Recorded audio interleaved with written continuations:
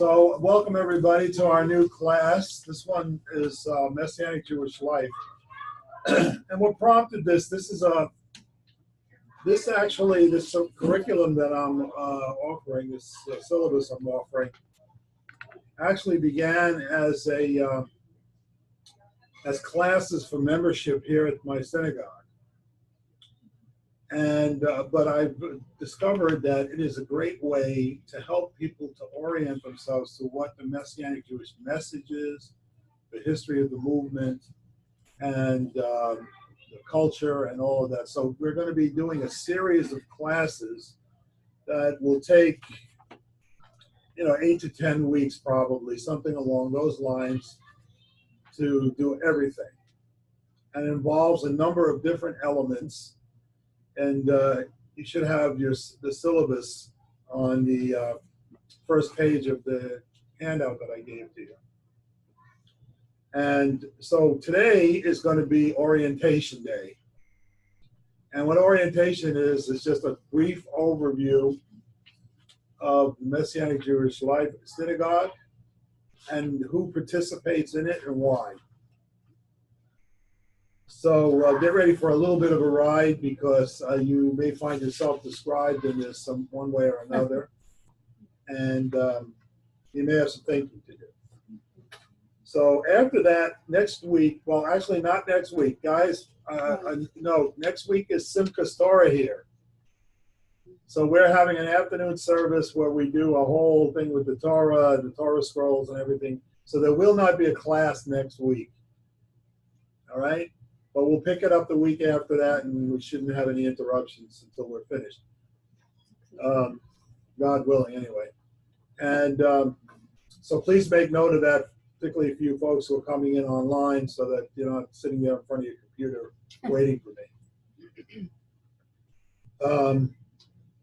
So the next class we have, which again will be 2 weeks from now, is a PowerPoint presentation and discussion, which you guys who are on the computer will be able to see. I'll share my screen with you. You'll be able to see the whole PowerPoint, and everybody will be able to see it here, which is going to go through the history. It's a whole series of things. It's going to take us a little while to go through that, because it involves some history of the Messianic movement, some issues about the theology, and some talk about the goals of Messianic Judaism. So we'll be going through that one the week after that. It should take. I hope it'll take us 1 week to get through that, if not maybe more. Then the third section is Messianic Jewish Halakha. We're going to talk about the need for it, why there should be some kind of halakha. Well, who knows what halakha is? Does anybody know this term? Anybody out there know the term halakha? Ed? Why don't you tell us what it is? The way to walk. The way to walk. It's actually, so it's Messianic Jewish understanding of Torah and law, and the role of Torah in the life of the Messianic Jewish community. So we're actually going to be using the Messianic Jewish Rabbinical Council's Standards of Observance. I'm the executive director of the MJRC, so I know a little bit about it. Okay? So I will send you a full copy of those, of the Standards of Observance, so everybody will be able to have one. And we'll go through that and talk about some issues in Messianic Jewish Halakha, like Shabbat observance, holiday observance, prayer. We'll talk about some dietary laws, things of that nature. All right? And then we're going to go on to Messianic Jewish prayer. And for that, I will send you a whole study that I've done. It's a 20 or 30 page outline and description of the service that we do here at Simchat Yisrael, and each one of the prayers and why we do them, so that you will have a greater understanding of the prayers that we use and why we're using them. Like today, how many of you knew that Yom Kippur is a remembrance of the sin of the golden calf? right? Probably it's rare to know that, right? Unless you study the Chazal, the ancient rabbis, probably don't know that. So why do we do the prayers that we do in the order that we do them? Why do we continue to repeat them, week after week as part of our liturgical expression? That'll be in that Messianic Jewish prayer study. Okay? And finally, the last category is synagogue life. And as I say, it's a study of what it means to be a member of Simchat Yisrael community, which I believe is a reasonably typical Messianic Jewish community, so everybody can understand what it is we're trying to accomplish as a community within ourselves. So I hope this overview of Messianic Judaism will give you an orientation to what we're trying to be and do as a community and why it's important to do so. Why we're different from church, and we're different, in fact, from traditional synagogue also. A unique Messianic Jewish life. So with that, why don't we begin with the orientation? Do we have any more copies of that? No, we handed out the last one. Handed out the last one. Can anybody share with somebody? And so that Janice can. I'm all right. Yeah, maybe a couple of you can share. Thank you. If I send these things to you by email, I would really appreciate your printing them out for yourself and bringing them with you, maybe keeping them in a little notebook, because this paperwork, I tell you right now, is going to get voluminous, and I don't want to have to print all of that stuff up myself. So, because some of these other documents are lengthy, all right, and you'll want to have a copy of them for your keeping. So please do that. All right. Let's move on to, so the required reading in this class will be as those standards of observance, and I'll get them out to you. And this, the role of liturgy in congregational worship, that's the name of the document that talks about our liturgy. And I will also get you a copy of our booklet on synagogue life. All of these things I'll send them to you. By email, we'll have a couple of extras printed up for those of you who have yet to get into the 21st century. Thank you. Okay, so let's talk about the orientation. We're going to read some of this and discuss each of these as we go along. So our opening paragraph says, "Welcome. If you're reading this, then you have probably been attending Simchat Yisrael for a while. I would, however, like to talk with you about what makes Simchat Yisrael and Messianic Judaism special. Simchat Yisrael means joy of Israel, and that's what our community strives to be about, finding joy in our lives in and through our relationship with God and with each other. While doing that, we have a special calling to be a home for Jewish people and intermarried families seeking to worship God and honor His Son, Messiah Yeshua, as a Jewish community. Our understanding of Messianic Judaism is expressed in the statement adopted by the members of the Union of Messianic Jewish Congregations, which we'll get to. But first, I want to make a comment about one particular statement, and that is to worshiping Messiah Yeshua as a Jewish community. So that is unique in terms of it. It's not a church. In other words, it's not a church. We're not as one person named it, a Jewish-style church. Like, you go to a kosher-style deli. We're not trying to be that. So we're not trying to be a Jewish-style church. In other words, we're going to do church worship with a little schmaltz on it, or a little Jewish music, Messianic music kicked in there. That's not what we're trying to do. Our main objective is to reach out to Jewish people who want to express their faith in Messiah Yeshua as Jews. And so we're trying to keep a milieu,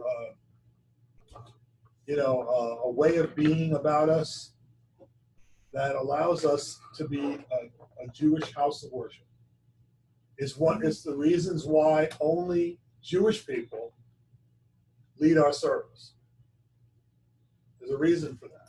Why there will only ever be a Jewish rabbi here, not some guy, a Gentile fellow who claims to be a rabbi. Why the president of our synagogue must be Jewish. I mean, there are all these things because without that, there's no reason for us to exist. So primarily, this is the reason why this congregation was formed and why it exists to this day, for the sake of the Jewish people who are here. And we're going to get into that more deeply and how it affects those who are not Jewish, what it should mean for them. Okay? So let's take a, now this is why, and here's why. In the year 2002, after almost a decade of discussion among the leadership of the Messianic Jewish movement in the UMJC anyway, we came up with this 2-paragraph definition of what Messianic Judaism is. Because back in the early 90s, mid-90s, late 90s, and probably it's still going on, everybody in the world except Messianic Jews were defining what Messianic Judaism was. You would open up a Jewish publication and they would have a definition of what Messianic Judaism is. You would open up a Christian publication and they would have a definition of what it was. You could go on the internet and there'd be 50 different ones, and then probably still are. You know, and so here we were, the leadership of the congregations in the United States who hadn't done it yet. So we said, we're going to tell everybody what we are, and this is what we're aiming at. This is what we're aiming to be. So in 2002, believe me, there was bloodshed over this. We came up with this definition, which remains in effect to this day. So let's read this in these 2 paragraphs.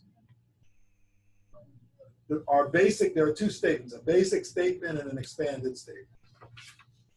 The basic statement says, the Union of Messianic Jewish Congregations envisions Messianic Judaism as a movement of Jewish congregations and groups committed to Yeshua the Messiah that embrace the covenantal responsibility of Jewish life and identity rooted in Torah, expressed in tradition, and renewed and applied in the context of the new covenant. One of the most brilliant sentences that were produced in the Messianic Bible. It encompasses a great deal. Messianic Jewish groups may also include those from non-Jewish backgrounds who have a confirmed call to participate fully in the life and destiny of the Jewish people. We are committed to embodying this definition in our constituent congregations and in our shared institutions. Now that is extremely important, and I want to break it down for you and discuss it with you, and get your feedback on what you think that all means. So the first question I'll have for you is, let's take a look at this sentence, that it is a group, Jewish groups. Now, in this congregation, let's be honest, maybe we're about 40, 45% Jewish. Does that make us a non-Jewish group? No. Why not? Because there's Jewish people here, and the way that's set up, the way this place is set up, is in a Jewish environment. Leaders are Jewish. So I don't think that. Well, because the context is Jewish, the mode of worship is Jewish. Therefore, it's a Jewish congregation, regardless of whether there are Jewish people here or not. It's got to be Jewish. The framework. And I would think you haven't strayed from what you've been taught from the Torah and living your Jewish life and worshiping the way you've been taught. Any comments out there from our friends out there? It's a Jewish platform. Yeah, it is a Jewish platform. I'm sitting back and trying to figure out what percentage would de-establish it as a Jewish congregation.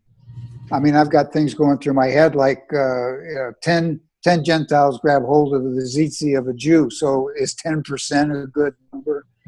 Biblically, I'm going around in circles, Rabbi. Well, okay. So here's the official definition as far as the UMJC is concerned. That in order to have a congregation, or I think it's a congregation, there must be 10 Jewish members.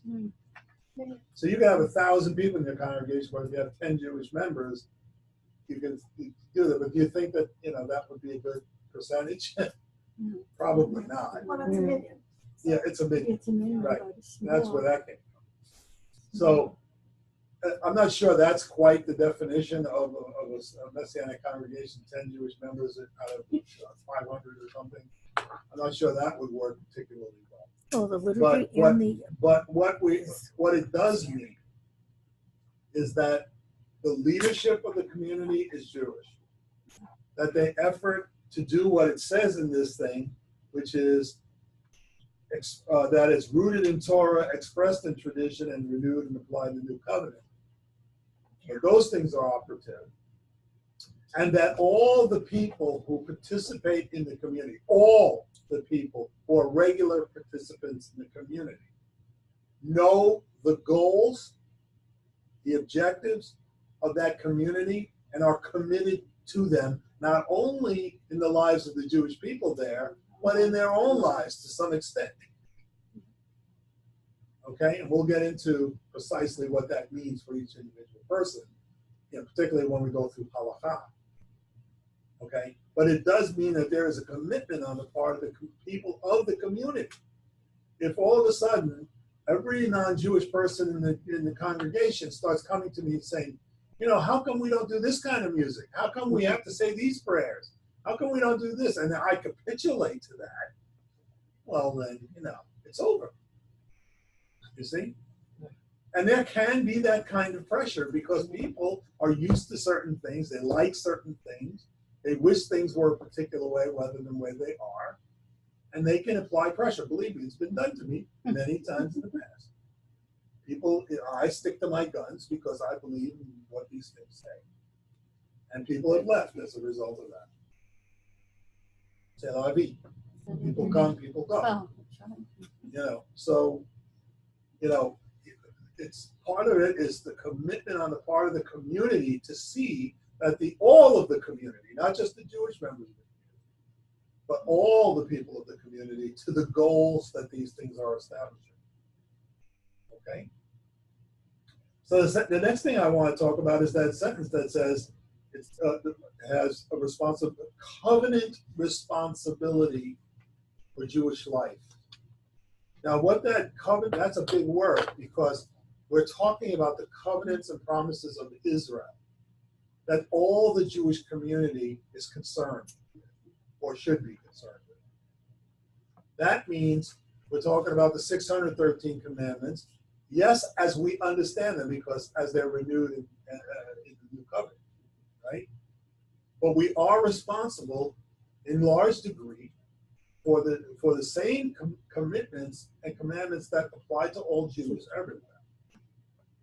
Most especially things like Shabbat observance, the food laws, to at least a certain extent, the holy days, and other mitzvot that we'll get into when we get into Allah. Okay, that means it's not just we're willing to do that. No. We are under obligation from God as a community. Under obligation from God. This is not a Torah-free community. You want that? There's a church on every block in this town. They'll give you Torah-free. Right? So that means we have to study Torah. We have to understand what it means. We have to understand what the halakha is. And then we have to practice it. Otherwise, we're not fulfilling our end of the covenant. Right? That's right. We all agree on that? Okay.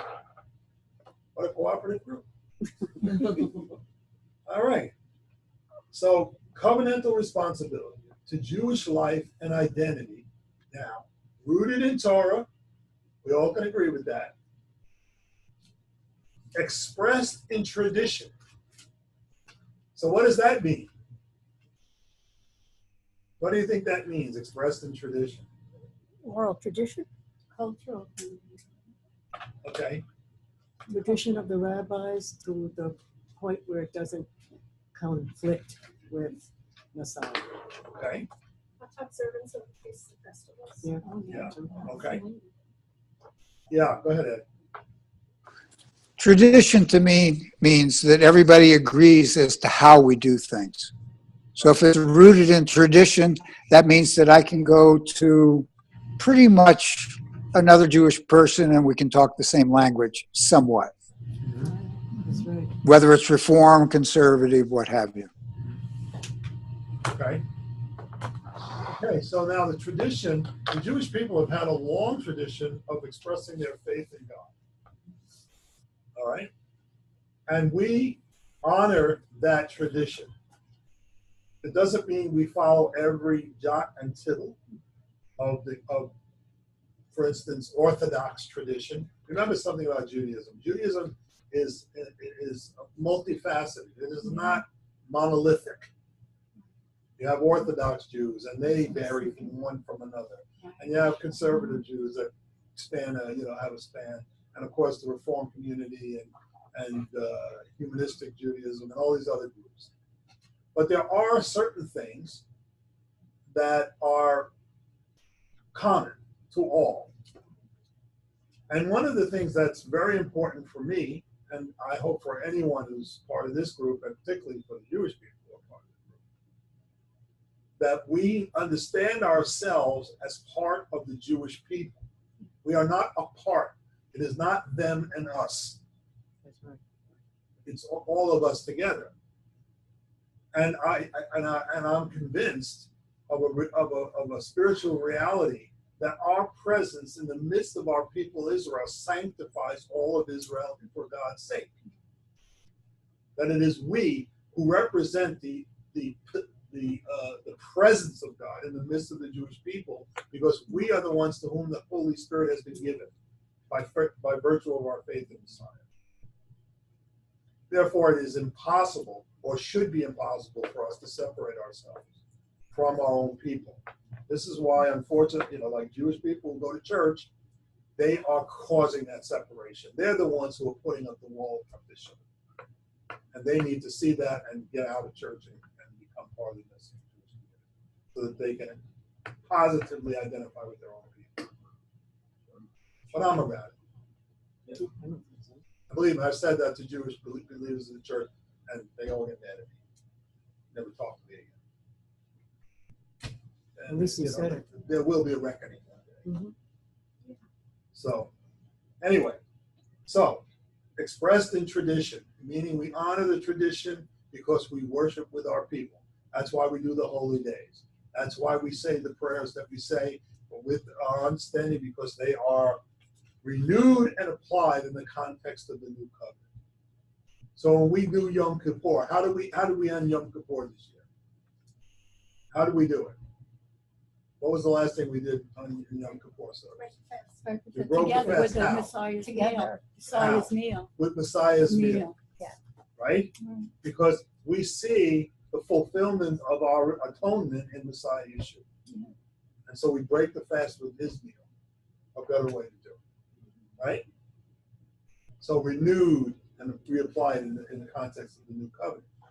So we did Milah, and we did a lot of the prayers in Milah, but we ended with our own understanding of how Messiah Yeshua fulfills that. Okay? And hopefully, anyone who was looking on, even though there was that wonderful thing that we do at the end, it was all done in our own Jewish context. Okay? It could be appreciated that way. All right. So it goes on to say that that groups may include those from non-Jewish backgrounds who have, what does it say? A confirmed call to participate, what's that word? Fully in the life and destiny of the Jewish people. All right, so that means that what needs to happen is people who are part of this have to embrace the message of it, embrace the culture of it, embrace the way of being of it in their own life, in their own personal life. If you don't have that calling, it's probably because you shouldn't be doing this. You might want to rethink it. And you're under no obligation the way the Jewish people are. So it's something that you have to feel on the inside of you. And if God is doing that for you, then, well, then you're welcome. Right? Okay. Now we get to the expand. Now, any questions regarding any of that? And really being honest, particularly in today's class, would be very helpful for me and very helpful. So any questions regarding any of this so far? Anybody can speak of it. Okay. Yeah, Rabbi. Well, hold on a second, Ed. Let's get Alicia first. Okay, the difference is Jews are still waiting for the Messiah. Yeah. And Christians say that he's Jesus and that he already came. Right. So where's the definition of that as a Messianic Jew? I'm not sure I'm clear on your question exactly. Can you word it another way? Well, What's most Orthodox Jews Yeah. believe that the Messiah hasn't come yet. Correct. That the definition of what a Messiah is not Jesus. Right. So I would say that a Messianic Jew, from what I understand your teachings, is that the Son of God, Jesus, Yeshua, as you put it, has already come, like the Christians believe, Right. And that that is the Son of God. Yeah. Okay. So what you're asking me, if I understand you now, you're asking me that you want to understand the distinction between a Messianic Jew and a traditional Jew, rabbinical Jew. Yes. So yes, the fundamental difference is our understanding of Yeshua of Nazareth as the Messiah who's come and will return. And that distinguishes us from, that's the main thing that distinguishes us from traditional or rabbinical Jews. Where that all comes from, we'll be getting into as we get into the history and the theology and in upcoming classes. But that is the fundamental difference. Yeah. Okay. All right. Ed, you had something? I'm trying to frame it. I'm trying to understand how it all fits together. In 10 years, since first coming to Simchat 10 years ago, spent 3 years at Simchat, which gave me my basic training. Spent then 3 years at another congregation where they literally define it as a Jewish style of a congregation. And that was very disconcerting to me. Then I was, the Holy Spirit basically said, walk a new path. And I followed this Jewish gentleman, and I didn't even realize that he was going down the path of Hebrew roots. And Hebrew roots, basically, after 3 years in it, they say they become Jewish. In other words, this man specifically says, and he didn't say it until 3 years after I was following him, that just like Abraham, if you believe in Yeshua, you become Hebrew and you cross over. And it's replacement theology of the first. Anyway, the long and the short of this is I'm trying to figure out how it all fits together. I'm a Jew who believes in Yeshua, and I want to stay a Jew, even though I wasn't raised a Jew. And I don't want to get involved in a situation where all of a sudden Gentiles are becoming Jewish. And I could go on and on. I haven't framed my question very well. As you can see, Yeah. it's been 10 years of study in 3 different places, and I've come back to Simchat because that is the basic that I think is correct. Yeah. So how Jews and Gentiles work together Yeah. is the key question for me. That's the key question, and one which we will be addressing in this series very expressively and hopefully very honestly. Okay. That is it's a curious thing.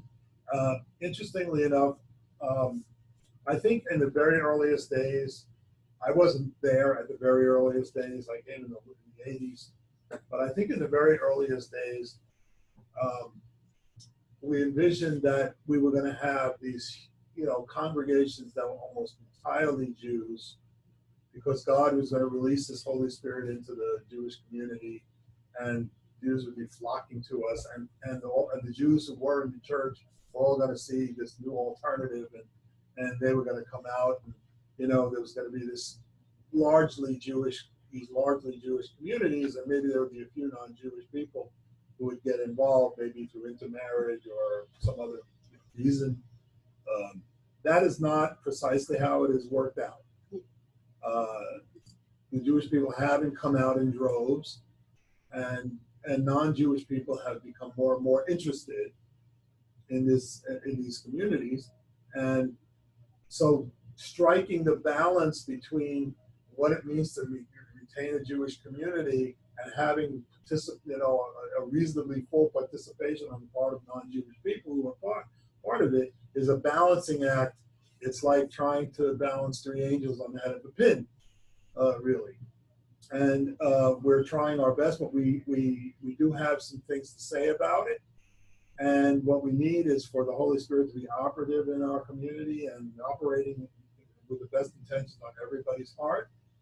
And we will understand, because the Jewish people are distinct and must remain distinct, even in the New Covenant, even New Covenant times. So how do you do that in a community that has both Jews and non-Jews in it, and not offend anybody? It's a tough road to hoe, and Paul the Apostle didn't worry about it in his time, because he thought the Messiah was coming right back and he wouldn't have to deal with it. Well, guess what? We're having to deal with it in a multi-generational format, and that's tricky.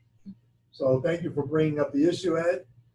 We are going to discuss that. That's going to be a lot of discussion here, and I really need for the Jewish people and the non-Jewish people both to be as frank and honest about it, so that we can work it out together.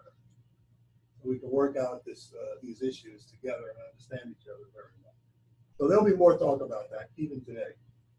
If I don't stop, shut up, and get on with this. So let's talk about the expanded faith. Okay, so let's read through this. It says Jewish life is life in a concrete community, a concrete historical community. Thus, Messianic Jewish groups must be fully part of the Jewish people, sharing its history and its covenantal responsibility as a people chosen by God. At the same time, faith in Yeshua also has a crucial communal dimension. This faith unites the Messianic Jewish community and the Christian church, which is the assembly of the faithful from the nations who are joined to Israel through the Messiah. Understand that definition of what we think the church is. Okay? Faithful from the nations who have joined themselves to Israel through the Messiah. Together, the Messianic Jewish community and the Christian church constitute the ecclesia, the one body of Messiah. A community of Jews and Gentiles who, in their ongoing distinction and mutual blessing, anticipate the shalom of the world to come. For a Messianic Jewish group, 1, to fulfill the covenantal responsibility incumbent on all Jews, and 2, to bear witness to Yeshua within the people of Israel, and 3, to serve as an authentic and effective representative of the Jewish people within the body of Messiah, it must place a priority on integration with the wider Jewish world, while sustaining a vital corporate relationship with the Christian church. Now, that has been a near impossibility. And it defies 2,000 years of mutually agreed to distinction between the Jewish people and the church. 2,000 years of mutual agreement that we are inserting ourselves into the middle. You understand how hard it is? Because the Jewish community wants, it's okay to be friendly with the church, but good fences make good neighbors. We are boundary crossers. And anyone who lives on the boundary is bound to get shot at from both sides. Okay? So let's break this statement down. It's another one of those, it's a lot to chew on, a lot to think about. So, Jewish life is life in a concrete community. There is such a thing as the Jewish people.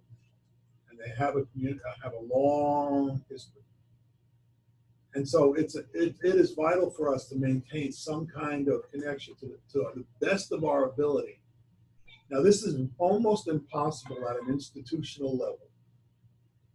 Because institutionally, I already told you, we're boundary crossers. And so far, it's been very difficult to maintain or even to establish any kind of institutional cooperation between the Messianic Jewish community here in America, anyway, and the traditional Levitical Jewish community. They just don't want any parts of it. And it's rare for us to cooperate at the institutional level. It's very difficult for me at a leadership level to maintain those kinds of communal connections because I am seen as the enemy. Me personally, I am the deceiver of our people and the one leading our folks astray. So I'm problematic by virtue of being the leader of the community. I understand. I would feel the same way about somebody who was trying to inveigle his way into our community and, lead you guys astray. I'm, like a shepherd, I'm going to go in and protect. So I understand it, and I don't resent it in any way. However, that leaves one other avenue, and that is all of you at individual levels doing what you can do to be part of the community in any way that you possibly can. Go to Jewish events, go to the JCC, participate in Jewish charities, blah, blah, blah, blah, blah. Yes. We have a JCC here? There's a JCC on Amity Road, Woodbridge. and you have in Woodbridge. Woodbridge. Yeah, it's a couple miles. Where do you live, Felicia? Where do you live? West Haven. So okay, so anyway, that's one way to maintain those connections. The other ways are that we are going to the best of our ability as a community, participate. We do Jewish charities. We'll support Israel. Things of that nature that we are a part of. And I think there's more cooperative efforts in Israel. I've had personal contact with rabbis, who will talk to me, but all at a very unofficial and very, down low kind of a way. So each one of us can do whatever it is we can do personally, participate in Jewish life and Jewish community in general. Those kinds of things. So understand that we're fully part of the people. I've already explained how I feel about our role within the people. That we, by means of us, the presence of God exists within the people of Israel. And we share that covenantal responsibility. We also have this responsibility to have a vibrant communal connection to the wider church. We are part of the same body of Messiah, and we have to have that connection. And we serve in, what I think is a role in serving the church at large, to understand its own Jewish roots, to understand the presence of Israel, that God is faithful to Israel in the midst of the church, and that the church is not God's replacement for Israel, which is unfortunately, we have a long way to go in regard to that. Because even when people might give, people in the church give lip service to the notion that they're not, part of the, supersessionist group or the replacement group. They don't. It's not in the warp and woof of their communities, not at all. They still act like it. They still act like they're the replacement. It's just so embedded in Christian theology that it is difficult to uproot. And it's going to take generations and generations of committed Christian teachers to undo that. And there's been a lot of admission on the part of smart Christians to understand the dynamics involved. I can't have 2,000 years of Christian theology undone in a year, or 10 years, or 20 years. It doesn't work like that. If you learn, if some scholar learns something in year one, you know how long it takes to get to the pew? It takes a generation for that information to funnel down to the pew, generally speaking. It's just that's just the way it works. So most pastors pastors are probably aware of things, more aware, but they're not willing to teach them because that's always a risk in revealing something that you didn't reveal before, right? Oh, if I tell my congregation that, I'll be out. Like that. So anyway. Nevertheless, I think we serve that role in communities that are more open-minded, and if they're willing, we have something to lend to the community in terms of their understanding of themselves. Now, so understand this definition of the church. The church is the assembly of the faithful from the nations who are joined to Israel through the Messiah. They're not a new thing that came out of nowhere. This is what Paul, the apostle, taught us in Ephesians chapter 2, including that little part I shared with you this afternoon. He was talking to a Gentile community and telling them that they have now been joined to the covenants and promises of Israel through Messiah Yisrael. They are not a new thing that replaces Israel and is now the favored child of God somehow. So that's an important distinction that we have about what the church is. And you'll notice this, it says, we're a community of Jews and Gentiles who in their ongoing distinction and mutual blessing anticipate the shalom of the world to come. That it is this cooperative thing where Jews are distinctly Jews and Gentiles are distinctly Gentile, but work together and bless each other with what is distinct about each one of us. Like, think about a husband and a wife. When that's working, it's a mutual blessing situation, right? So that's what it's supposed to be like. And in those distinctions, we bless one another with what we each bring to the table. All right? So in order for this to be true, to fulfill this covenantal responsibility incumbent upon us as Jewish people, to bear witness to Yeshua within the people of Israel. So, in other words, my testimony to my own people is that I'm a Jew. I believe in Yeshua, it's true. And that makes me distinct from other Jewish people who don't.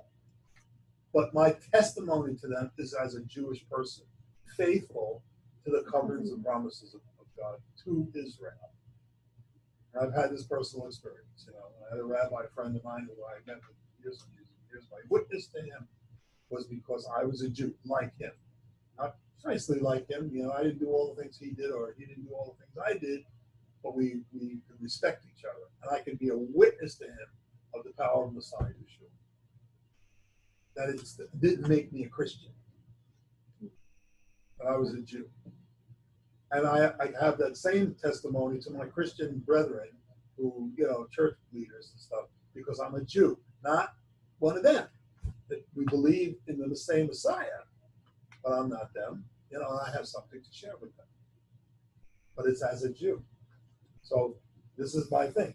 I bear witness to my own people, and I can bear witness to the church.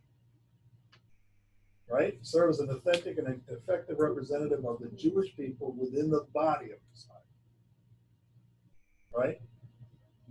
So in order to do all of these things, we have to place a priority on integration with the wider Jewish world, while sustaining this vital corporate relationship with the Christian church. And that is a hard job. I'm telling you all of this thing because I want you to understand that it's not the easiest thing in the world to do. And you should be doing it because God is revealing this to you and calling you to it. But otherwise, it's a whole lot easier. Go to church and, you know, nobody will bother you. Right. And that goes for Jews as well as non-Jews. Right? But if we're called to a thing by God, then we do what we do. Okay? Because in the end, like it says, it anticipates the shalom of the world to come.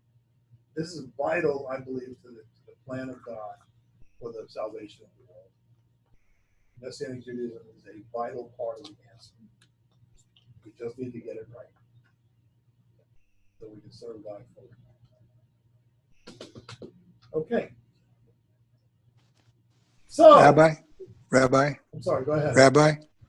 Yeah, can you raise the volume a little bit? We're having a little bit of a hard time hearing you. Hearing. Okay. Thank you. Let's see if I can. Okay, anyhow, this puppy.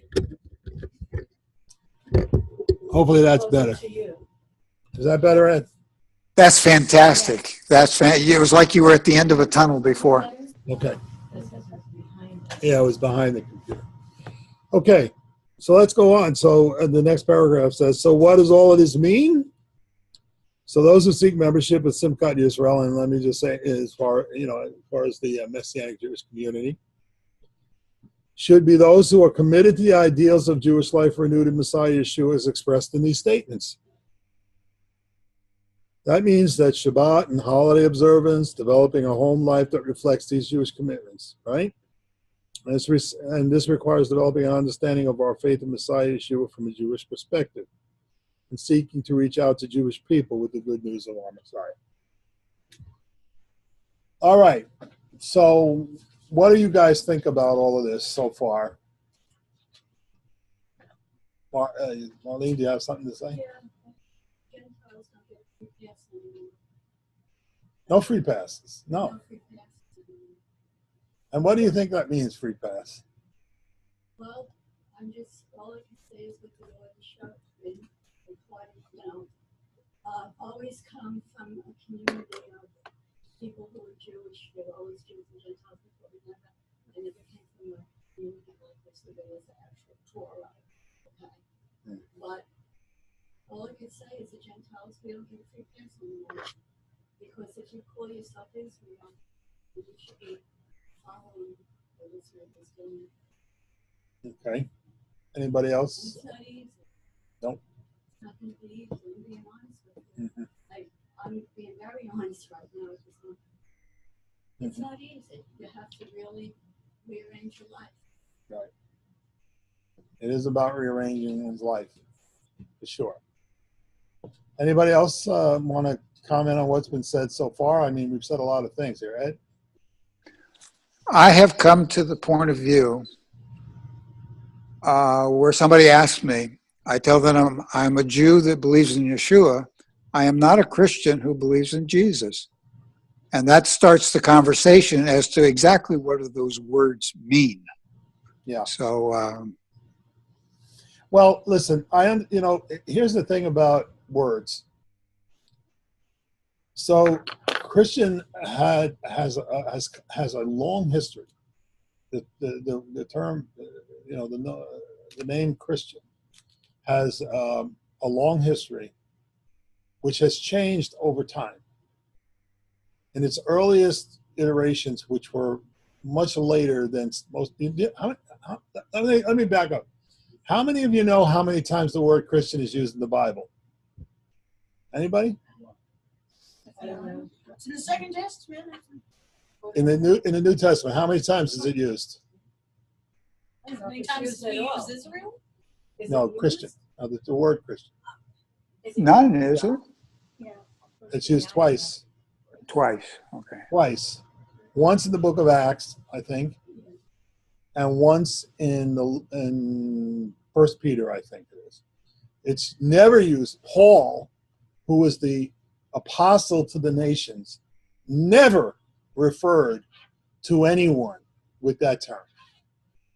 Now, if anybody was going to do it, you would think it was him, because after all, he was the guy going out there to all the nations and preaching the gospel and starting these communities of believers. He never used the term, ever. Why? Because the term was not a term in New Testament times, or in the earliest New Testament times.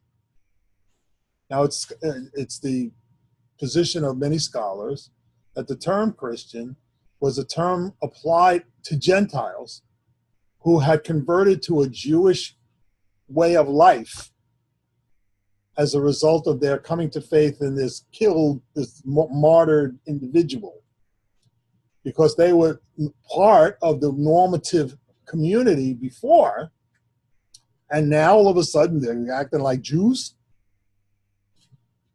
Okay? So it was a pejorative term toward these people, Gentile people, who had turned coat, gone native, or whatever you want, however you want to put it. Okay? That was its first usage. It was a sort of a term that wound up getting adopted by the community because, if everybody's referring to you that way, maybe you'll use it. I'll tell you, there's an equivalent story in modern times. The original name of Jews for Jesus, do you know what the original name was? The original name was, No, I'm talking about Jews for Jesus, the missionary group. Jews for Jesus. It was called Hineni. Oh, that's right. Hineni. Here I am. Hineni. That was its original name. But everywhere they went, people said, "Oh, you're Jews for Jesus."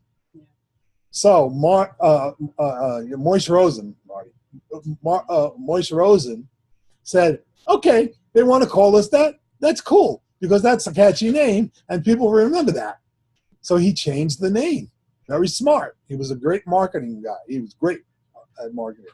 So he changed the name. Okay? He said, they're going to call us that? Good. We'll use it. Because everybody will remember it. And the same thing happened, in my opinion, with the epithet Christian. They were people. They just said, okay, they're going to call us that. We'll adopt that name.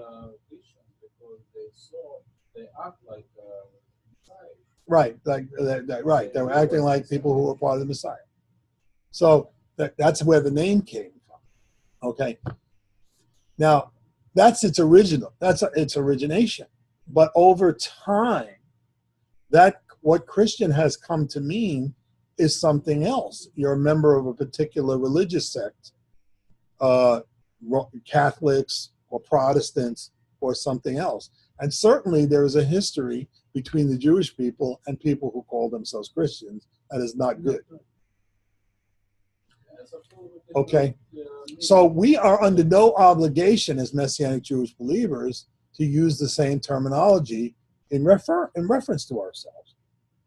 It doesn't mean we don't believe in Yeshua. It doesn't even mean we don't have orthodox beliefs, quote unquote, orthodox beliefs in the Messiah. It just means that we have chosen a different way in which to describe ourselves because of the history and the meaning of the name. This is still considered a synagogue. Yes.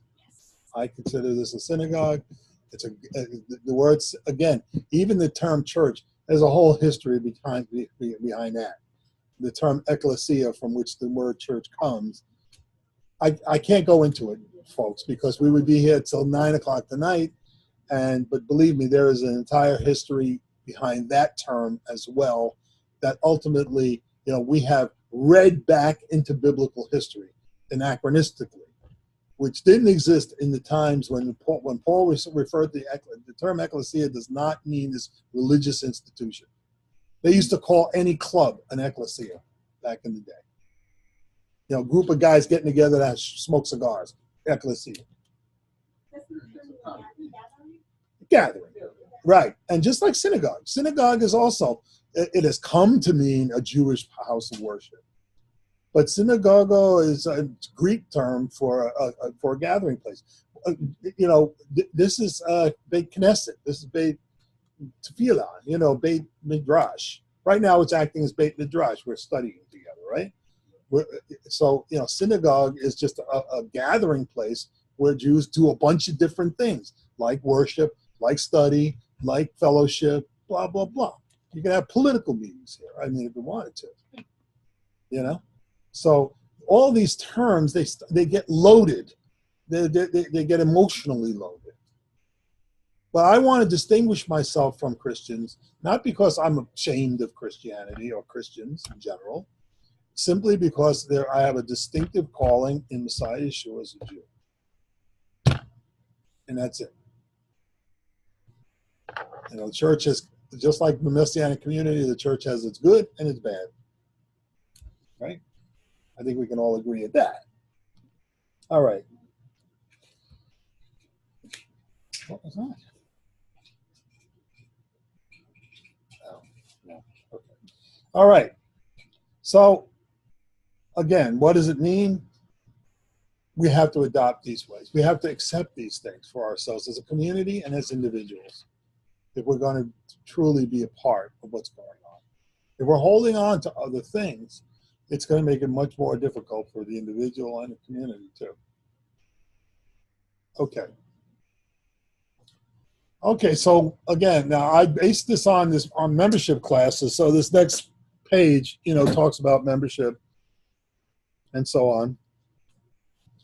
But I thought this can be considered sort of a basic thing that I think most synagogues, Messianic synagogues, should be employing. So today, real community seems harder than ever to experience. People are so busy they rarely even get to know their neighbors. That's just the nature of things. Membership means that you've decided that Simchat Yisrael will be your spiritual home. That means you've committed to the vision and values of the community, and that you support the community with your time, your tithe, and your talent. So this is a vision. In other words, visions tell us what we're striving to be. A vision, as opposed to mission. Everybody talks about vision statements and mission statements. So vision is what you want to be when you get there. Okay? Vision is what you want to be when you get there. Mission is how you get there from here to there. Right? So, what are we saying? It's already been embodied in those other statements, but here we summarize it as a Jewish religious institution. Simchat Yisrael exists to facilitate a lifestyle which aids individuals and families in worshiping, serving, and living as Jews before the God of Israel and his Messiah Yeshua. That's our main mission. That's what we're trying to do. That doesn't mean that I want every non-Jewish person here to become Jewish. One, it's absurd, and two, unnecessary, and three, I wouldn't do it even if I could. Because unlike that guy you were talking about, Ed, I do not believe that we're a Jewish roots thing where everybody becomes Jewish, and because that, as you expressed, is the ultimate in replacement. You're going to replace the very body of the Jewish people. I mean, that's crazy. Having said that, I do expect the non-Jewish people in the congregation to adopt a Jewish way of life. Okay? If you're really going to participate, what does that mean? That means Shabbat. That means holy days. Things like that, right? a worldview that reflects our understanding of God and the Messiah and His purposes for the Jewish people, right? Okay, so the mission, how we get there. We should find ways to serve in one or more of these different capacities, right? We declare Yeshua of Nazareth as the promised Messiah of Israel, the fullness of Torah, and the Word made flesh. These are ultimate commitments. And He's the promised Messiah of Israel first. First Israel, and then to the nations. That He is the fullness of Torah. In other words, that we understand the Torah through Him. He is the great interpreter of our understanding of Scripture, our understanding of Torah. Okay? And, of course, the Word made flesh. And we could go into that because there's a whole doctrinal statement that we will probably get to at some point, which talks about our belief in Him as the Son of God. We believe in the Trinity and that kind of thing. The triune nature of the Messiah, His deity, and so on.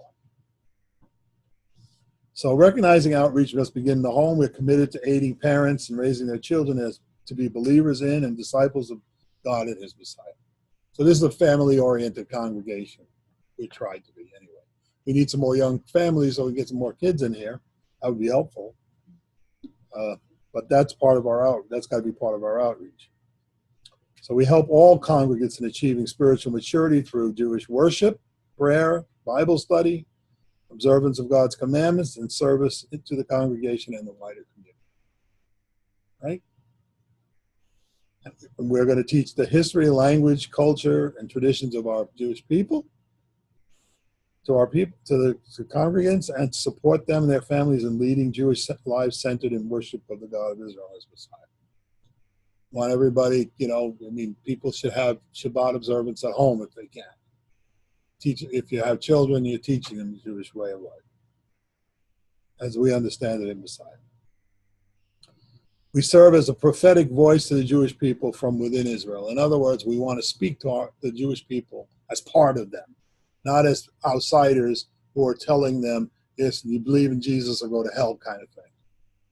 That's why another reason why we must maintain our Jewish belief. But not just for that. I do what we do here at this congregation because it's who I am. It's who I am. I'm not trying to impress a Jewish person who walks through the door. We're so Jewish. That is not my first thinking. That's why, one of the reasons why. What's the first thing you see when you walk in the door of this lobby? No, not the mezuzah. When you walk through the lobby and you walk into the lobby, what do you see? You see Yeshua. Yeshua. That's right. I'm not trying to mess with anybody. If you can read Hebrew, you know exactly who we are the minute you walk in the door. We're a Messianic Jewish Synagogue, and we're not trying to pretend to anybody that we're something else. So any Jewish person that comes here knows what they're getting when they come. Don't tell me you're surprised. And I don't do what we do because I'm trying to impress some Jewish person. I'm doing it because it's who we are. Okay? And then finally, just like all believers in Messiah Yeshua, we're part of the Great Commission, and we have to proclaim the good news to everyone. Okay. So now we talk about your role, very specifically. Okay? So, your time. So someone once said 90% of life is showing up. It's impossible to sustain a community if you're not there. So that means commitment to Shabbat attendance first, but also to the holy days, which are part of our covenant commitment to God. Having your children attending the Shabbat and Hebrew schools is also important. A great deal of work goes into those schools, as well as our weekly services, so it's important that our members support these activities by being there. Otherwise, why bother? I mean, I know that's simple. It sounds simple, but it's really the basis for everything. If we can't have a community where nobody comes. I was just watching some show, and they were talking about Planet Fitness, You know that Planet, actually they were commenting on the NRA, which I won't go into, but Planet Fitness has more members than the NRA. Problem is nobody shows up. And what did he say? He says 3 weeks after the 1st of January, Planet Fitness is a warehouse for purple equipment. That's all it is. Nobody shows up. So it's important to be here because life in God is life in community. You're placed into a body. Nobody can be a believer by themselves. It's not possible to do it. I know people pretend, but it's not possible. And particularly not in Jewish community. It's always a communal matter. Everything involves the community. So it's important to be there. And devoting your time, sharing in the workload is very important because I don't run the synagogue. I don't. I'm just a leader. There are a whole lot of people who make everything happen. We just had great high holiday services. Believe me, there were a lot of people involved in making them that way. And without them, it's not possible.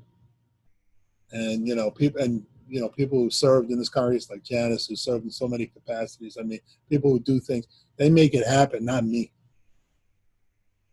And and if everybody shares a little bit of that load, it makes it better for everyone. So you need to find your place, and do that. We'll talk more about that. But secondly, is your tithe. So no institution or community can exist without financial support. Simchat Yisrael, however, does not require membership dues. We don't do that. Instead, we rely on the tithes of our members and attendants to support our synagogue. We do it this way because we believe that our tithes are part of our worship of God and not merely another financial obligation. In other words, when you bring an offering, it's an offering to the Lord. It's an act of worship. It's why we don't do it differently than we do. You notice what we do? You have to come up and present it, don't you? We have that big box there. And it's part of the furniture here because it gives you a place. You actually have to get up and walk over there and put it in. We could have made it easier and pass the basket. Some groups do. I'm sure they do. Or some groups just have a pushkin in the back, and you drop it in the hope that you drop your offering into it. But I believe it's an act of worship. That's why we do it the way we do it. Okay? And our tithes not only help to pay for necessary expense of keeping the synagogue open and all that, paying and all that, but through our giving, we support a number of charities and other outreaches to further our vision of Messianic Judaism. We give a tithe of whatever we receive in tithes back out. 10% of what we give goes back out to those a whole bunch of charities that we support. We've been doing that for many, many years. 10%. And then probably on top of that, we give what we call benevolence to people who find themselves in certain kind of need.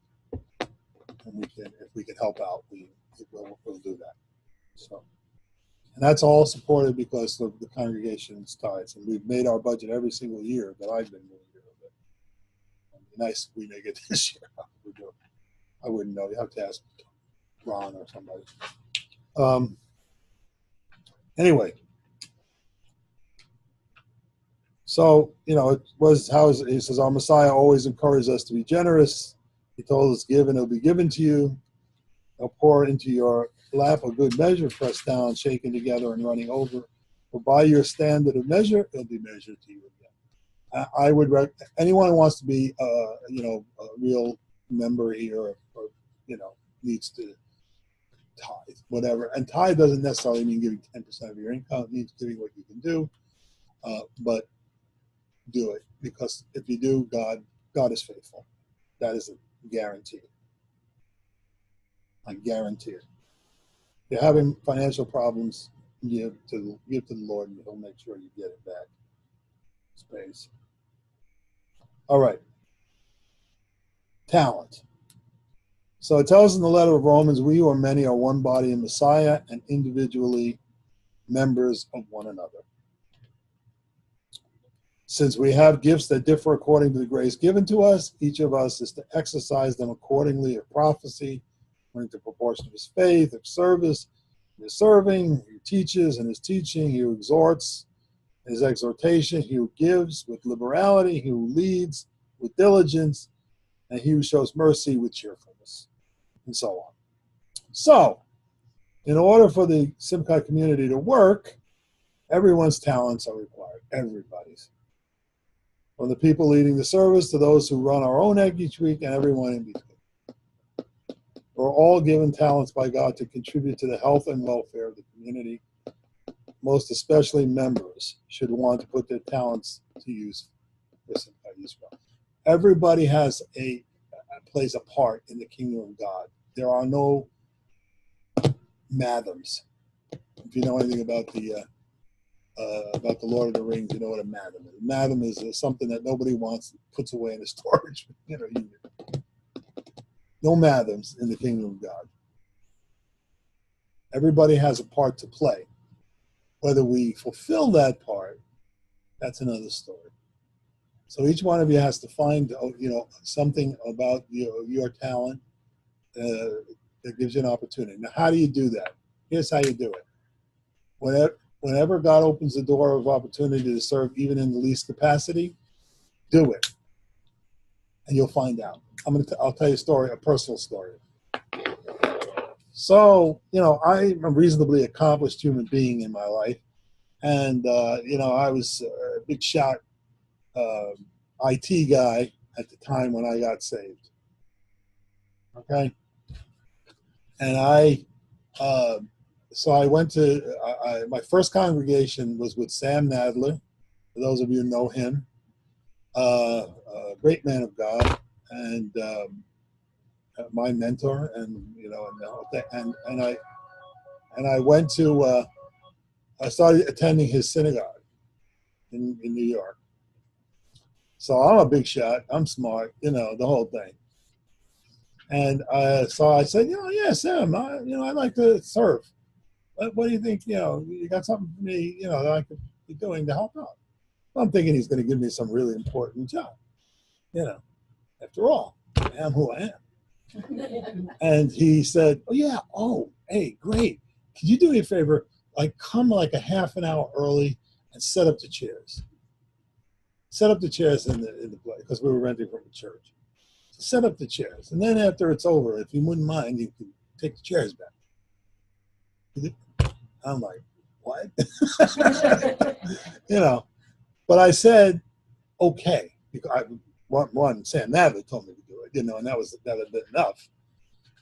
But I also said to myself, okay, well, maybe this is the way it works. Because I look at Messiah Yeshua, and he said he was given a little, who was faithful in a little, is given much. So that's the way it works. That's how you find out whether you can serve the kingdom of God. Even if you have to do the crappiest job, eventually God will open the door if you're faithful in that. And that's what happened. And believe me, that's what happened. Because I was faithful in that, I got to do other things. And I tell you later on that, one day that, Stuart Weinish, who was the leader here at Simchat when I came, knew me from back in New York. And he said, Tony, I'm sick today. How about preparing a message? Because he had given me little teaching things to do. And I preached that first message because, God slowly opened the door, and that's the way it works.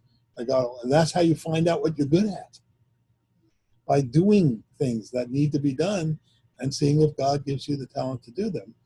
Because if you can do them, if you do them well, if you do them with joy, if you're affirmed by others, these are all indicators that this is what God wants you to be doing.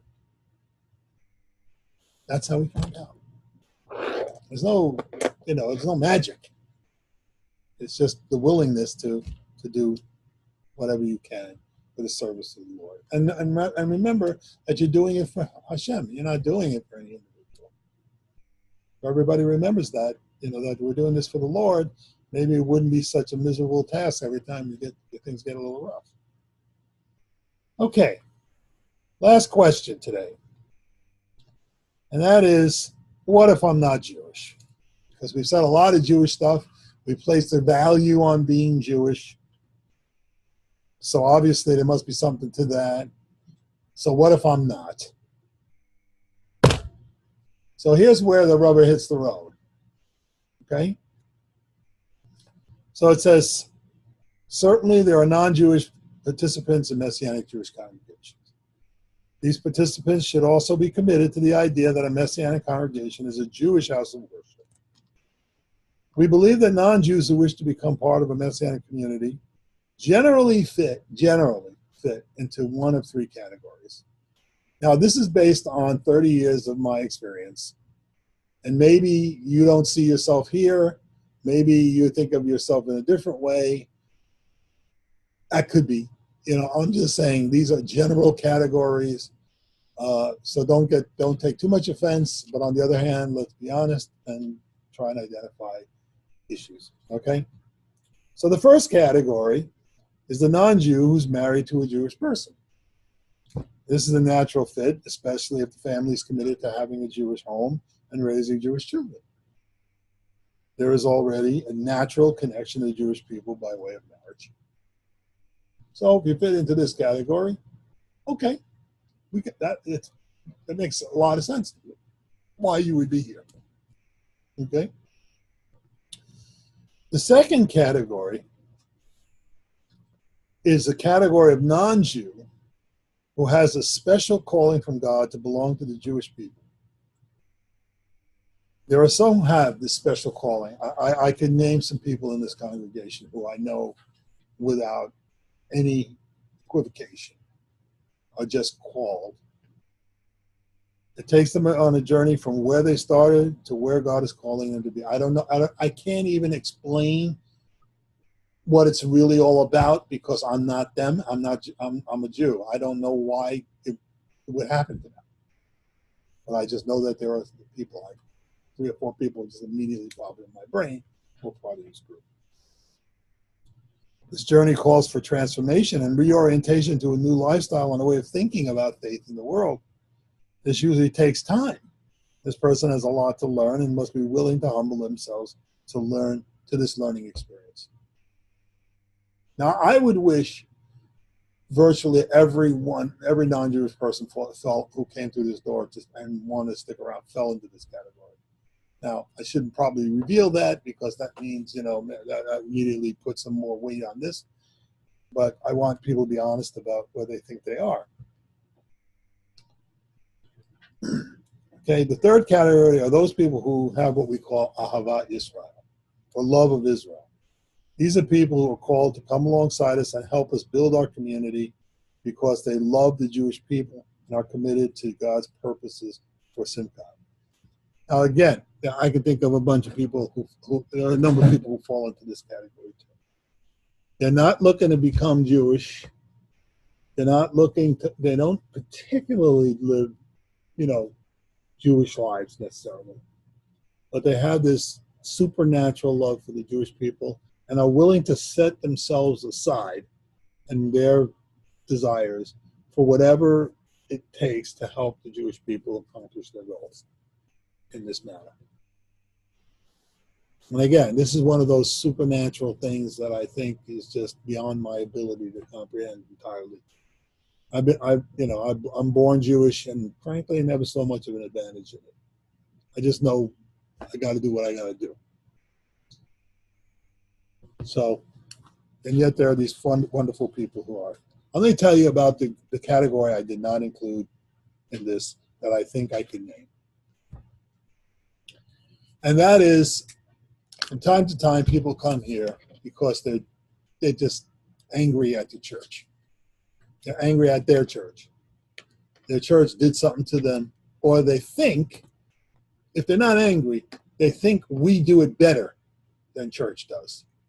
That, because we celebrate on Shabbat and not on Sunday, we're doing it on the right day of the week and rather than the wrong day.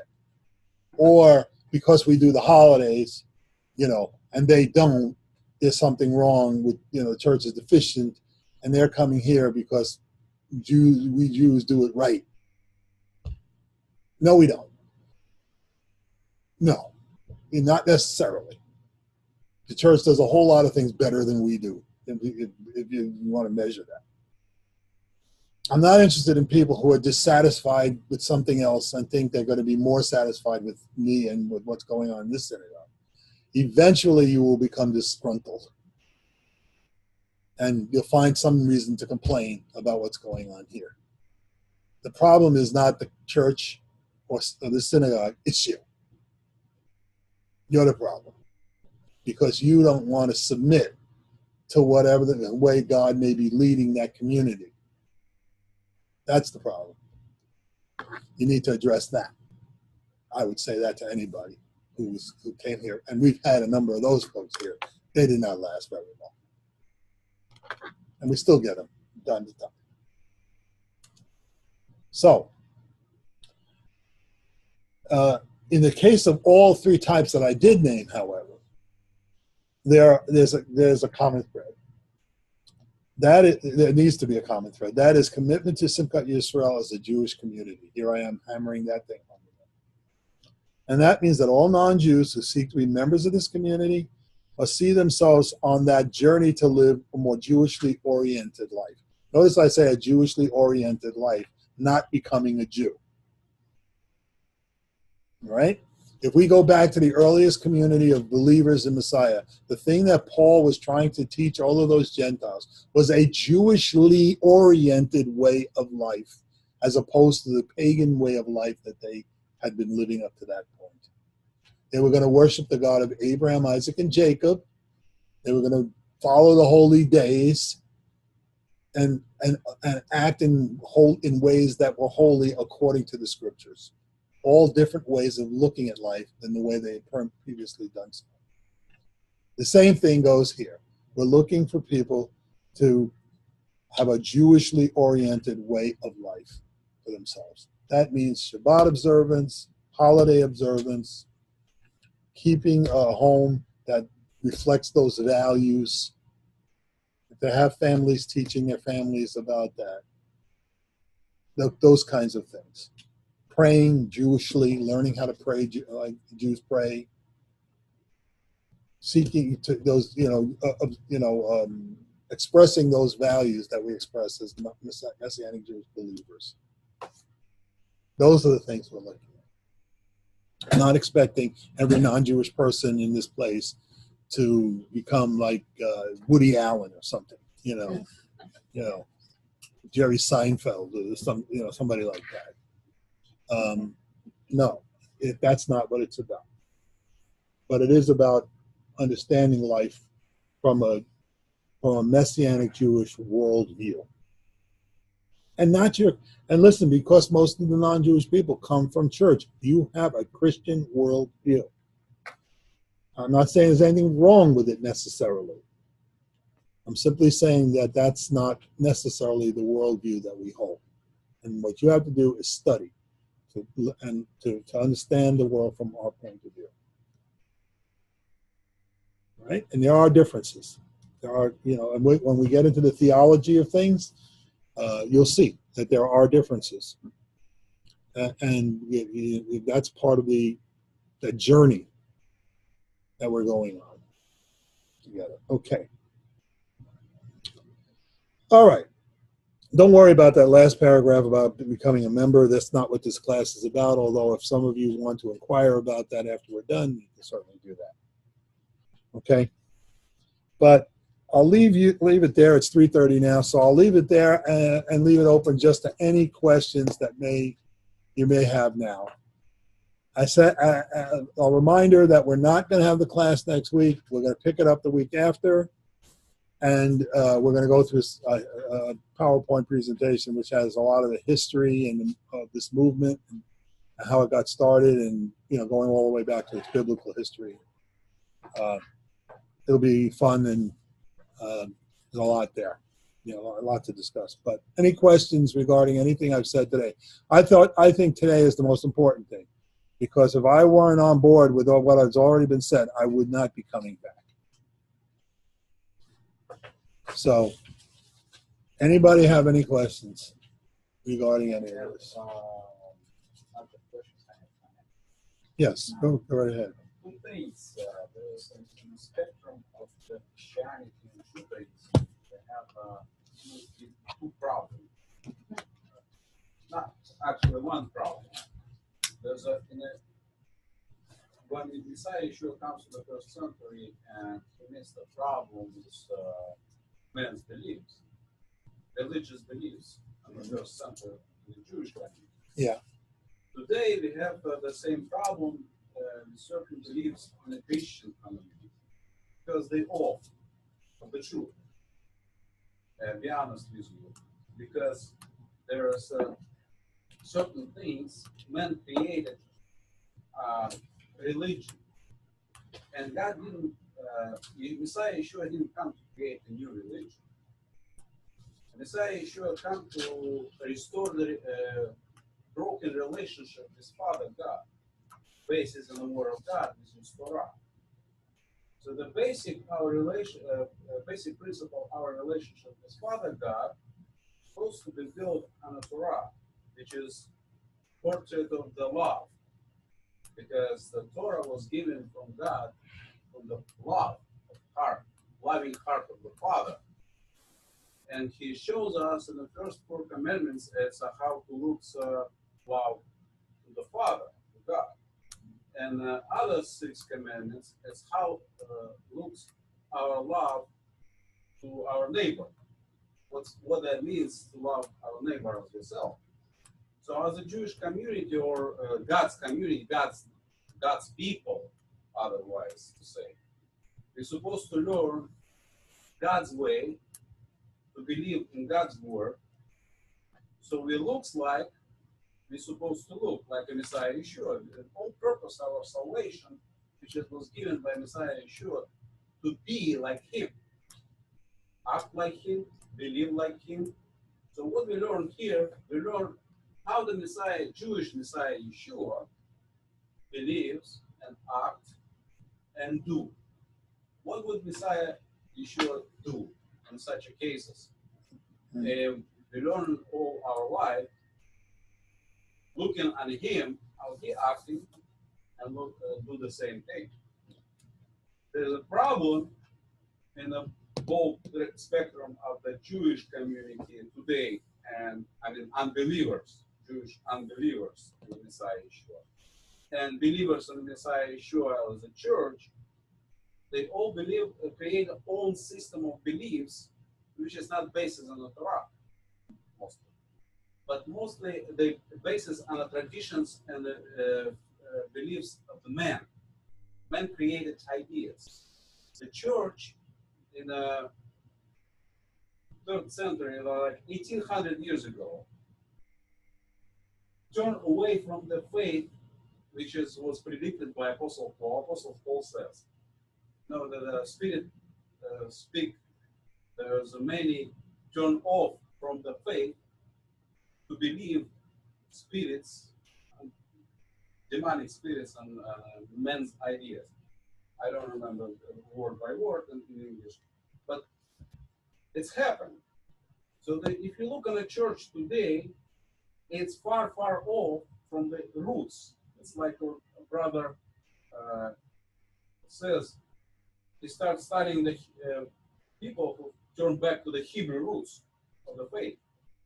And what we're doing here, we're trying to bring our faith back to the apostolic beliefs and the faith of the Messiah Yeshua himself, what he believed. And this is create a lifestyle pretty much shows a light of the Messiah Yeshua, because the light of Messiah Yeshua can be revealed by itself as he needs the people. And he chosen the Messianic community to do that, to be a light of this world. Mm-hmm. That's our calling. And to be able to, for Christians, to absorb this, to be able to be a light, they need to come back to the Torah. If you don't come back to the Torah, Okay. you have no container to contain oil. Yeah. You just produce the light. Okay. That's So simple, right? I agree with that. I agree with everything that Yaakov said. I would say this much about how that is to occur. So there's the sense of building our own community, having our relationship to these other two communities to which we are attached. There are three tasks at hand. One is the internal one of building up our community as a Jewish community of faith in Messiah Yisrael. The second one is to being a testimony to our own people of Messiah Yisrael. That's a second task, an important one to be sure. And there is the third task, which is secondary to the first two, which is our responsibility to the community, the wider community of Messiah Yeshua, the church. We want to use that term, the church, in helping them to understand the truth of Torah, of God's eternal covenants with the Jewish people, how they are connected to Israel through Messiah Yeshua rather than have the replacement for the Jewish people. All of those, that's a secondary mission, but one which is external to what we need to be as a community, a communal community internally.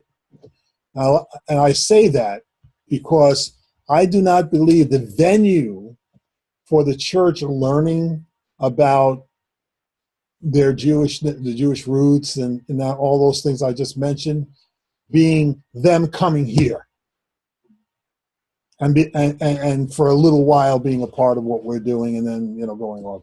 I don't believe that.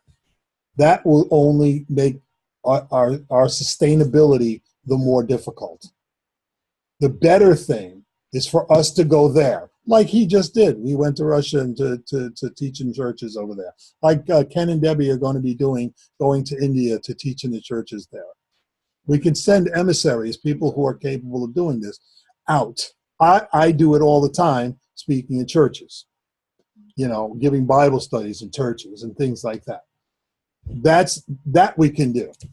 It's unsustainable for us to have lots and lots of church people coming here, participating in what we're doing, messing around with it. We'll never be able to sustain ourselves that way. So that would be the one place I would say, I would just qualify the statement. I believe that what he said is absolutely true. The church does need to have a greater understanding of Torah, a greater understanding of the relationship between Israel and God, and so on and so forth. So, like that. Anyway, so any other questions before we dismiss tonight? Did you have a question? I just wanted to comment that I've known, for years, I've known several people who have come here, non-Jewish people, who have come here stating that I need to learn, I want to learn. Mm-hmm.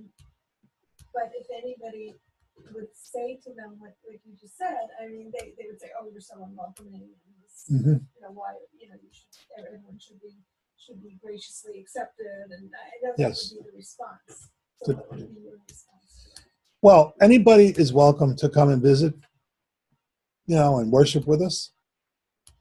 But becoming, integrated into the community, in my opinion, requires the things we've discussed today.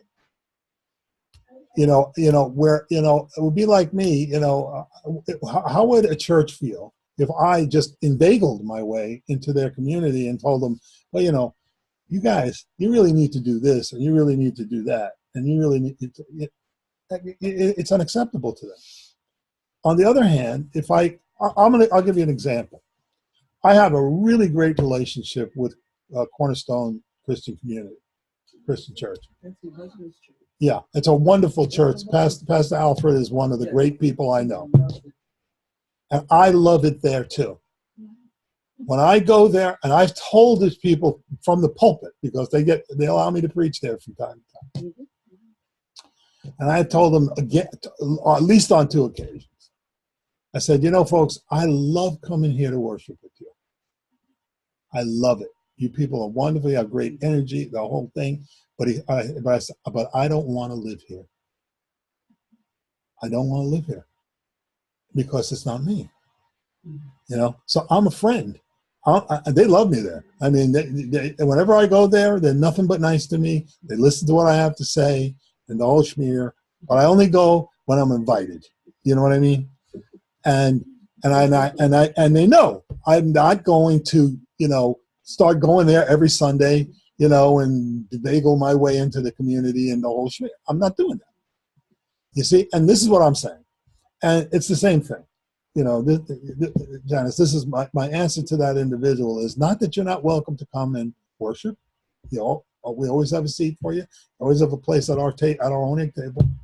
But if the reason you're here is simply to, you know, me to answer a question for you that you don't seem to be getting an answer from your pastor from, that's not why I exist. This is not why our community exists. You know, the better thing is to go and talk with your pastor and say, Pastor, how come we don't celebrate Passover? If that's the question you have, or why don't we, you know, follow all the 10 commandments, you know, and you know whatever the question, because people do come here for that reason. They do, and here's what it does to me personally. It sucks my energy away from you. I'd rather be spending my time with you guys. Because you're committed, from what I know about the people who are in this room, you know, you're committed to what we're about. You're committed to what we're doing. I'd rather spend my time with you than to, you know, somebody's going to be here for 3 weeks or a month and then say, oh, okay, cool. I was, you know, it's too Jewish, me, or whatever. And it's not that I don't like, you know, I don't particularly like them. You know, it's simply that understand our purpose. I'm sure traditional synagogues feel the same way when they get lots of non-Jewish visitors. I know they do, you know, and people come because they're curious about what's going on there, and they're, you know, it's all mysterious and the whole thing. But you know, but hey, but you know, I mean, I don't. Who has? You know, the rabbi's going to say, look, you know, I'm sure you're a nice person, but I have a community that I have to serve, and this is my responsibility, and I have to deal with that, and I have to, you know, that's where my priority lies, and it's as simple as that, really. There's no, I don't. Look, if I put a fence around this place, you know, there would be 30 of us here. you know. I mean, I don't do that. What I do is I believe in the things that I said in that piece of paper about God, the Spirit of God leading people. And I hope I'm being as clear as I possibly can about my own expectations of people who are not Jewish who come here. I'm not trying to hide anything from you, okay? And I'm not trying to hurt anybody's feelings, but on the other hand, if your feelings get hurt, it's not because I wanted to, it's because you found some offense in my telling you the truth. That's you know, that's it. So anyway, Teresa. As a non-Jew? Yes, you may. This month I'm celebrating 2 years coming here. And when I first came, and I read a little pamphlet that Simchat was for the Jewish people and intermarried couples and stuff. Okay, that doesn't mean me. But I first started coming to the Bible studies with Paul August. And there were clashes, but it was the Spirit who led me. Mm-hmm. And I believe I got the word from the Lord to at least come here for a year before I made any major decisions, and to just learn. Mm-hmm. And you say, I'm still here. I'm still learning. Mm-hmm. Yeah. Since you're coming here, it seems as if the Bible, from the Old and the New, or the beginning and the ending, I call it Testament, the Bible seems live here that I've been reading all these years, being a Christian all my life. It's like the scriptures and the people have come to life. You know, it's not just being in the, you know, growing up in the Christian church, being a Christian girl, learning all the things in being a Christian about Jesus Christ. Now it seems like the Bible comes to life here. The Bible I've been reading, which seems to match the Torah. Like, wow. Well, I'm glad. It's like I'm happy about. I'm happy for all of that. That means that we, the guys who are teaching here, are doing their job. Because that's what we're supposed to be doing. We're supposed to be, you know, these things are realities, and we're supposed to do our best to bring them to life for everybody. But I want everybody, again, to keep the goals that we have in mind as a community, and you know, to the best that you can do, you need to you need to shape, you know, to conform your own goals to those goals. However, that means, you know, whatever role you're going to play in fulfilling them. And if you can do that, then I'm happy, and I think, you know, you'll feel more satisfied about being a part of this community, you know, and the life that we have, you know, the rhythm of life and the holidays and all these other things, which are very demanding. You know, we just came off the high holy days. They're very, very difficult schedule to keep, and but it's part of the, you know, responsibility we have before God. And listen, and listen, as far as the church, I'll make one last comment as far as the church in general is concerned. The church, while it may have its flaws and all this other stuff, and maybe they don't see everything the way I see it, or, you know, and all that, is an instrument of God. It's an instrument of God. And God will work out the details in the life of the church. I believe that. Just as God, today I taught you about the 13 attributes of God, and how the Jewish people have said that when we recite this, what God did when he took Moses on that mountain was he said, remember this and teach it to the people, and when they do this, I will forgive their sins. That's why we recite the 13 attributes 100 times during the Yom Kippur period, because God is faithful. And though the Jewish people have been disobedient, and are to a large extent disobedient even now, God is faithful. Let God be faithful, though every man be proved a liar. Okay? So I believe God has his hand on the church, and the church is learning and will continue to learn, and it will all be revealed to all of us, the truth in the end. Okay? We'll play a part in it, and so will they in teaching us things that we do not know. That's what I see. So let's just do it. Let's stay on point. Let's remember our mission and do everything we can to complete the mission that God has given to us as a community. If we do that, we will hear, well done, good and faithful servant. Okay? All right. So next week we're having our Simchat Torah celebration. No class. Sorry. Because we're doing that afternoon thing, which is probably, I'm hoping, going to be suspended for the next year, but that's another issue. I will discuss it another time. But in the meantime, won't be a class next week, but the following week, and I will get the other materials out to everybody via email. Make sure you're on my email list. I think everybody here is on the email list, except for those who don't have email. Oh, you might want to repeat that to those who do have email, because not all of them were here. Okay. About making copies. I will make copies for those who don't have email. No. But what do you mean? To the ones who do have email. Them. Right. If you do have email, I would appreciate you printing out for yourself, if you can, the stuff, so that I don't have to make 120 copies of this thing. That would be very helpful, because it's a lot of material that I'll be sending. Okay? So we'll keep that all in mind.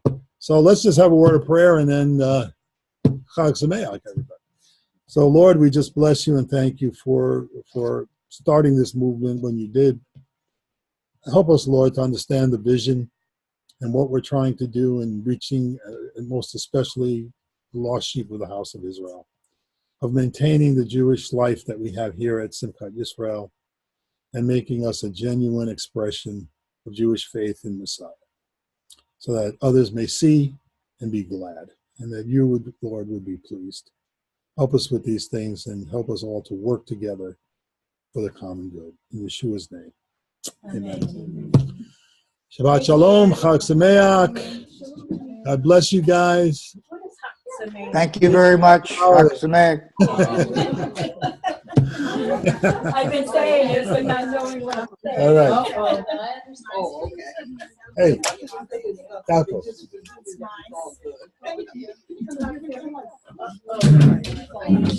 You're a good man. I appreciate everything you have to say. And I know your passion. I know your passion for That God moves to the Jewish people now. Get this stuff. But hold on a second. Just gotta figure out how to shut this off.